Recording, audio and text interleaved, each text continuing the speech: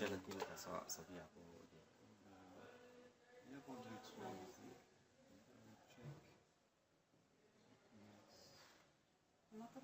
العظم صوت الإشاعة لا إنها عضلات إنه الكهرباء مش شغالة فيها.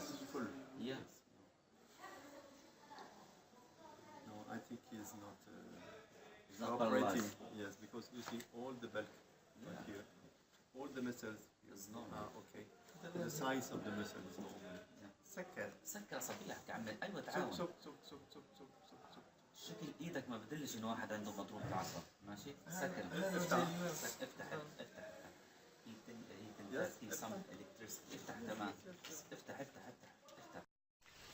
Bonjour Gaza la ville, la chaîne francophone, c'est un grand plaisir de nous exprimer devant vous. Et je suis ici, Dr Roberlin, entouré de mon équipe, une équipe étrangère qui est dirigée par le PCRF, Palestine Children Relief Fund, avec EBA qui est chargé de toute une série d'activités et qui nous présente les patients à opérer.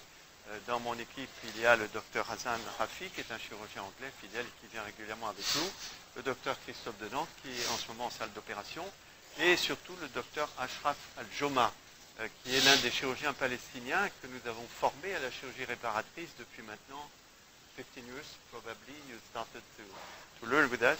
Depuis 15 ans, on travaille ensemble. Et donc, il y a aujourd'hui une demi-douzaine au moins de chirurgiens palestiniens qui ont été formés à cette chirurgie réparatrice qui est particulièrement utile en ce moment avec les marches du retour. Vous savez que ces très nombreux patients sont opérés en urgence et à 100% par des chirurgiens palestiniens dans les hôpitaux palestiniens. Les chirurgiens étrangers ne participent pas à cette chirurgie. Et toute la question après, eh bien, c'est que ces patients ont besoin d'une chirurgie secondaire lorsqu'ils ont une grosse plaie dans une jambe. Eh bien, il y a une fracture qui doit consolider, il y a des manques tissulaires qui nécessitent des recouvrements par des lambeaux, et il y a également des lésions nerveuses qui doivent être réparées, des paralysies qui doivent être réparées.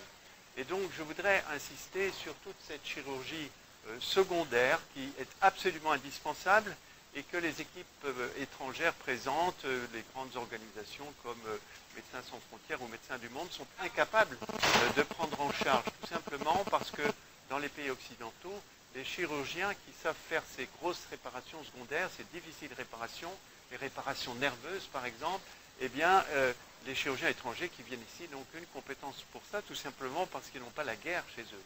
Et donc, le docteur Ashraf Al-Joma en particulier, eh bien, est parfaitement entraîné, malheureusement, à toutes ces réparations secondaires. Il a autour de lui une équipe d'autres chirurgiens, le docteur Riyad Al-Anawi. Dans le sud de la bande de Gaza, il y a le docteur Jamal Abou Elal, le docteur Mazen El-Sheikh. Et ces chirurgiens palestiniens, eh bien, ont des difficultés pour travailler pour une raison malheureusement simple, c'est qu'il y a un défaut de salle d'opération et un défaut de personnel.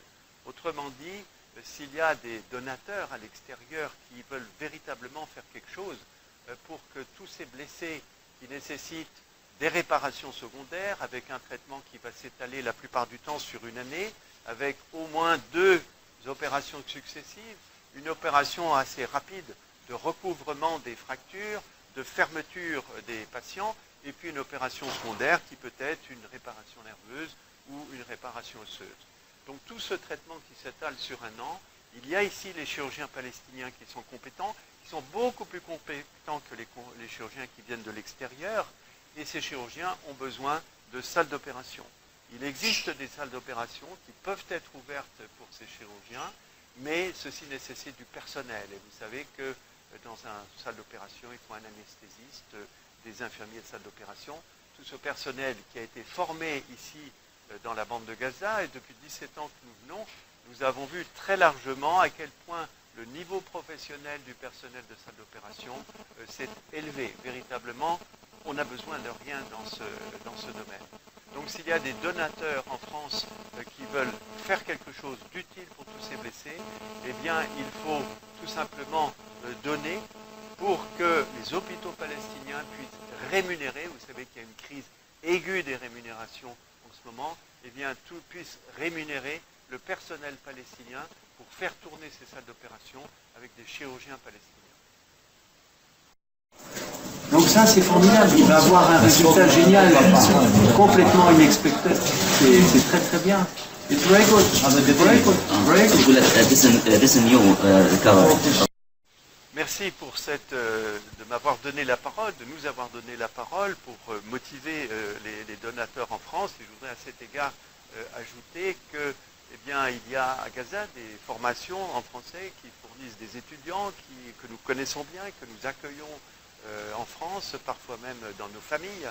Et donc tout ce lien francophone qui existe entre la bande de Gaza et la France, et aussi l'Algérie d'ailleurs, parce que beaucoup des francophones de Gaza ont été formés en Algérie et sont parfaitement francophones.